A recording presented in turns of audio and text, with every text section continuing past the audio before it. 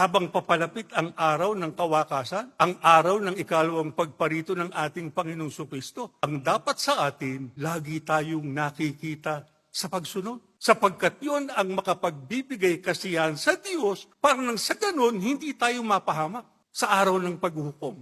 Kundi yung pangakong kaligtasan natin ay atin pong matamo mula sa ating Panginoong Diyos. Kaya napakahalaga mga kapatid na magawa natin, magbigay kasiyahan tayo sa ating Panginoong Diyos.